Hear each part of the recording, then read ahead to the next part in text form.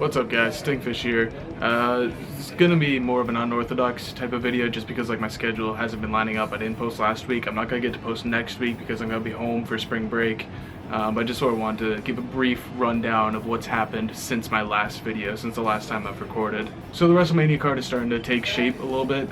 We've got some more matches filling out the card, so I'll just kind of run them down and give my thoughts on each individual match. So I'll start off with the United States Championship. You do have Kalisto accepting Ryback's challenge for the United States Championship. This is alright. I would have rather seen the United States Championship go up for like a ladder match, multi-man ladder match, but I guess they're going to capitalize on this. Oh, come on.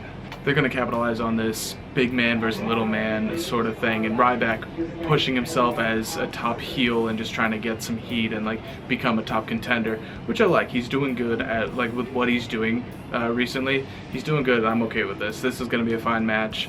And they put on a good match in that Survivor Series World Heavyweight Championship tournament, so I'm excited to see what they can do in a one-on-one match on a WrestleMania stage.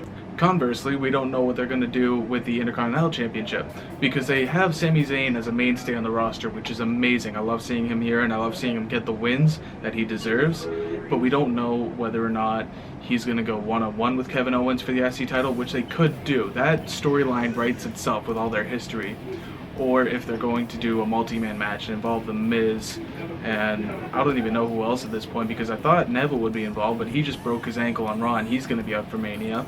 And props to him for trying to keep that match going. And speaking of Neville's match on Raw, he faced Chris Jericho, who has been doing a great job playing the heel. He is like turned full heel and he like is the best heel. Him and Kevin Owens are like neck and neck for the best heels in the company right now.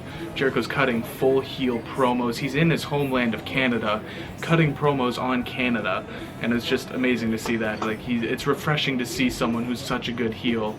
And with that whole fiasco of Neville breaking his ankle and like trying to figure out the finish, I think Jericho acted really professional and did a great job in getting himself disqualified, keeping Neville as the winner.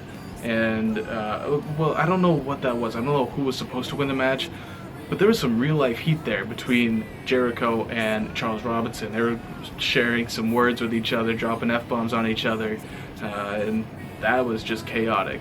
But Jericho proceeded to cut his heel promo, and he is still feuding with AJ Styles. He's burned the Y2AJ t-shirt the night after it debuted, the taping of SmackDown the night after they debuted the shirts. So it's interesting to see him go that route. And while Jericho's cutting this promo in Canada, you had AJ Styles have a match with Kevin Owens over in New Jersey at another house show, which was just like, you're giving that one away at a house show? Like, save that for Mania, save that for like a televised event. And then they do it on SmackDown. Like, well, that's such a big match, you should at least have it on Raw. Pay-per-view, like, it deserves to be on pay-per-view, but if you're gonna give it away on free television, put it on Raw, not SmackDown. Don't give it away at a house show. I don't know, that one sort of blows my mind. But so it looks like we're going to get Y2J versus AJ Styles 4 at WrestleMania. And I'm okay with this because now you have Jericho, who is a full-blown heel, whereas before he was a veteran, seeing if the rookie or the new guy could stand up to him and prove that he is great like he claims he is. But now you have a full-blown heel with some beef and some hate and like some actual personal animosity between the two. So it'll be something different, it'll be a little bit refreshing, and it's going to be on the WrestleMania stage, so this is nice to see. I think I've said in previous videos I would have liked to have seen AJ Styles go against Kevin Owens for the IC title, or have Jericho involved in that as well, throw them in the multi-man match. But at this point I don't want to see that just because I want to see AJ and Jericho clash with each other. And Owens, I would like to see him do a one-on-one match with Sami Zayn, but if you want to make it multi-man, throw The Miz in there, throw in Stardust. I don't know, Sami had a filler match with Stardust at Roadblock, so that was just like, but we'll see what they do with that. And the New Day has now beaten the League of Nations twice for the Tag Team Championships, but they're going to have a third match at WrestleMania, even though New Day is already up 2-0. So you had Kofi and Big E beat Sheamus and Barrett at Roadblock without Rusev and Del Rio there. They were over in New Jersey. And then on Raw you had the New Day represented by Big E and Xavier, and I assume Xavier was in the match because Kofi sort of botched a thing at the Roadblock where he had his shoulder all taped up. It looked like a nasty landing. That was bad. But so they took on Del Rio and Rusev and they still won. But so at the end of the match, after they win, the League of Nations starts beating up on the New Day, and so this is like League of Nations, full-blown heel, New Day, full-blown face. So now at Mania you have New Day, who's sort of been riding the line, but still pretty overwhelmingly cheered. They're now face, and League of Nations is heel. And I've said all along, like, the League of Nations has not been established as a legitimate threatening group. I just haven't been able to take them seriously. Now I sort of can, but it's still, I've never been a huge fan of the strength in numbers thing. You have 4 guys beating up on 3 guys. I don't know.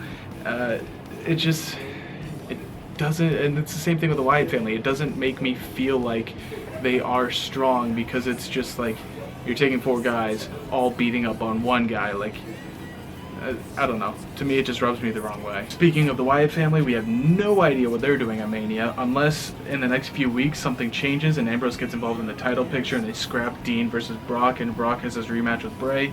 Because at Roadblock, Bray is like, I think it was rumored that he was injured, and so that's why they did this. But so Bray says, alright, now it's a handicap match with me and Luke Harper. Eric Rowan and Braun Strowman were not there. And it just turns into Brock versus Luke Harper, which was a decent match. Like, honestly, like, I would rather see that match again than see Brock versus Bray.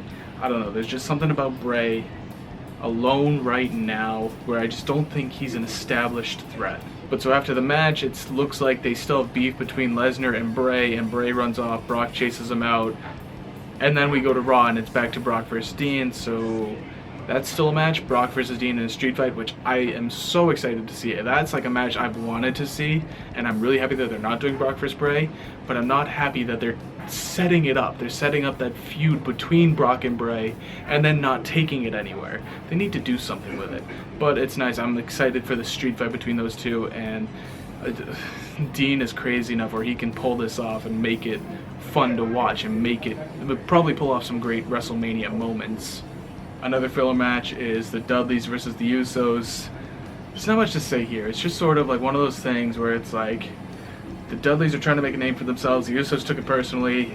They've been feuding. They've been having a rivalry. And so now it just culminates at WrestleMania.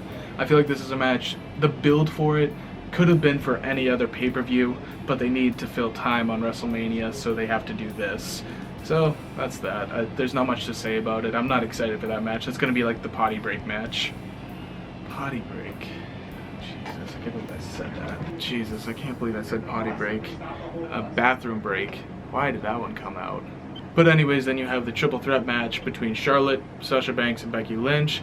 This has been built up pretty decently. You have Becky Lynch, who's like the face, like she's just a good diva. I don't know.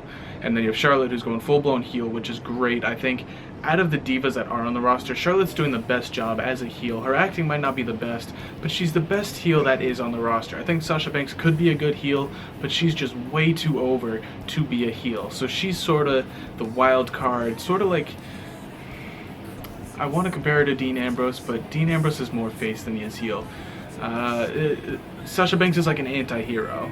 You know, she gets the cheers, but she's still like the egotistical, cocky, arrogant, confident, and can back it up in the ring type of diva.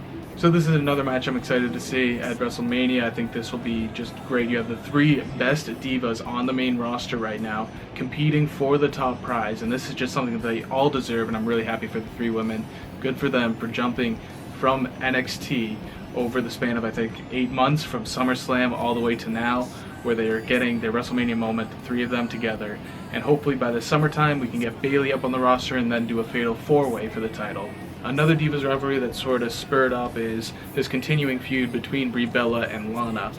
They had confrontation backstage in one segment a couple weeks ago where Lana confronted her and she was like, my man is better than your man, I'm better than you, I'm a better woman than you, blah blah blah. And Brie was like, step into the ring and then we'll see who's a better woman or whatever. And then Lana's come out and used the Bella Buster on Brie a couple times, and it seems like a feud that's building up. And you had a match between Brie and Alicia Fox versus Naomi and Tamina, and then Lana somehow got involved. And then backstage, I think Lana was talking with Paige. I think that was what was going on. And then Naomi and Tamina come to Lana's backup. They come to her aid, and they're just like supporting her. So that was interesting to see. I wonder if that'll turn into a 6 diva tag match, or if they'll just stick with Brie versus Lana. either way, it's nice to see that we're going to get Lana in the ring. It's just a nice new face to see in the division. Yeah, it's just bad timing right now. I haven't had good timing the last couple weeks in order to do a video. I recorded last week predictions for Roadblock, and I couldn't get around to editing it or anything, so sorry about that. And finally, we have the main event, Triple H versus Roman Reigns. It's after Roadblock, nothing changed, and that was my prediction. I thought that it was possible that they could have Dean Ambrose somehow get involved. Like, if it was going to change, it would be a triple threat or a fatal four-way, and then Brock would face Bray or whatever. I don't know. But ultimately, I said if I was to put my money on it, Triple H would win, and after Roadblock, nothing would be changed. There'd just be like no title changes, there'd be nothing.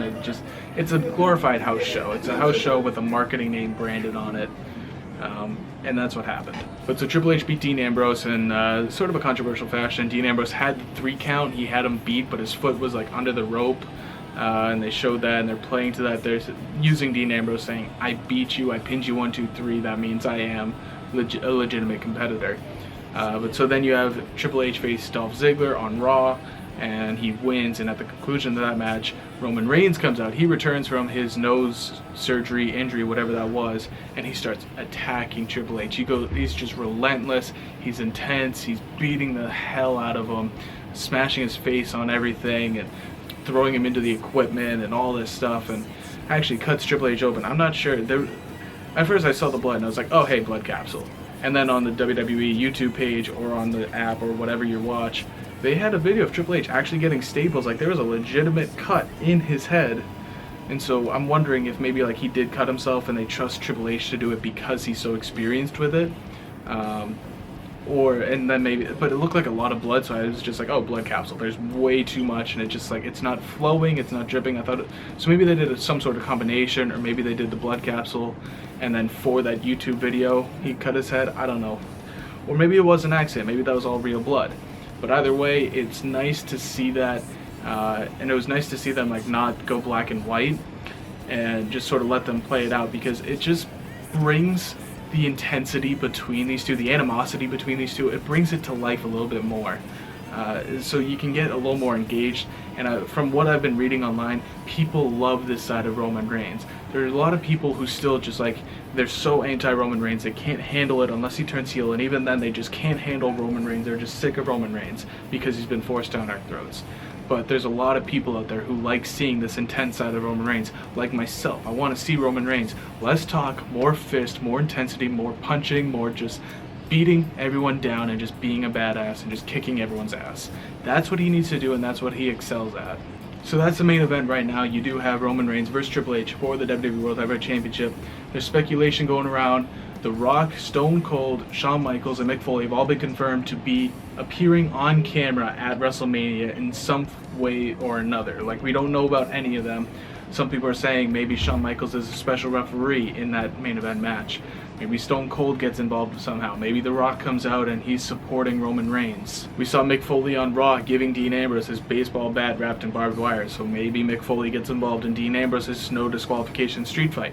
Maybe Mick Foley gets involved in the Hell in a Cell match with The Undertaker and Shane McMahon. That's another match I didn't talk about, but I've talked about that at length. Actually, I'll get to that in a second. But maybe Mick Foley gets involved in that match. Maybe Shawn Michaels gets involved in that match. We don't know. We just have all these 4 Hall of Famers have been confirmed to make an on-screen appearance in one form or another. So we'll just see how that plays out. But pertaining to Shane versus Undertaker, we had a segment, I mean, they've really turned it into Shane versus Vince, and then The Undertaker is Vince's puppet. I didn't want to say that at first, but that's really what it's come to. It's really just animosity between Shane and Vince for power of the company and for just familyhood. Like, Vince has renounced Shane as his son or whatever, renounced him as his son.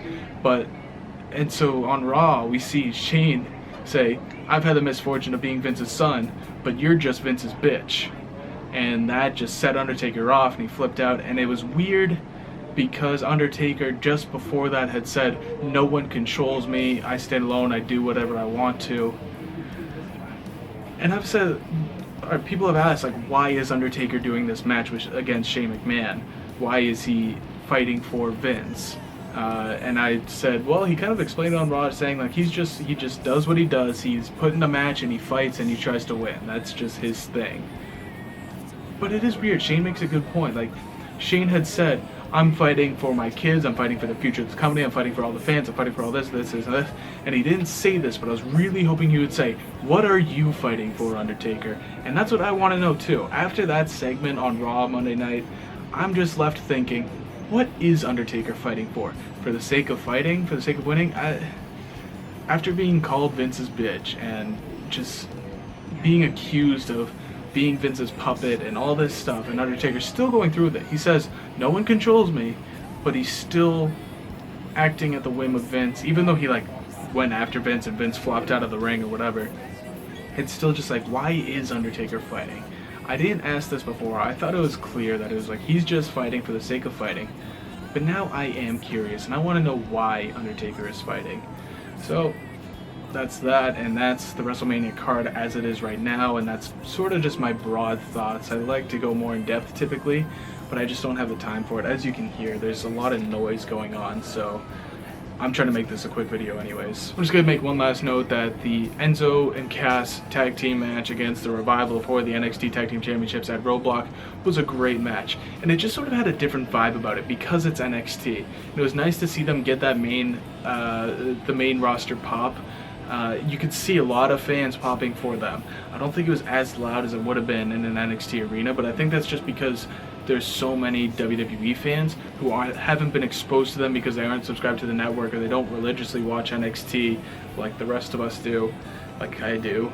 And it was funny because they would show like one individual in the crowd singing along with Enzo. You can't teach that.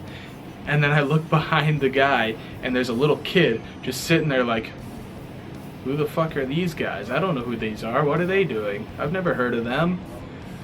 And so it's just funny to see that. It's like they're trying to like use the cameras to like get people into Enzo and Cass, like make them think, oh, these guys are a thing. They have a lot of charisma and they're exciting. And they are. But there's a lot of people who don't know about them, like the little kids who probably don't have the network.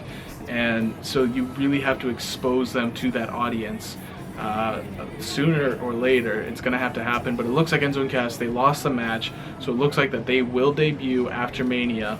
I'm wondering if they'll go back to NXT for another couple weeks, because tonight you do have American Alpha versus the Vaudevillains in a #1 contenders match for the tag team championships, so I'm excited to go watch that. I'm actually gonna go watch that. I think it's in about an hour, so I will see you guys next video. Thank you for watching. Click the subscribe button, thumbs up this video, let me know what you think, leave a comment. Let me know if you like these quick sort of videos or if you like when I go more in depth. I've been Stinkfish. It's been nice talking to you guys, and I will see you next video.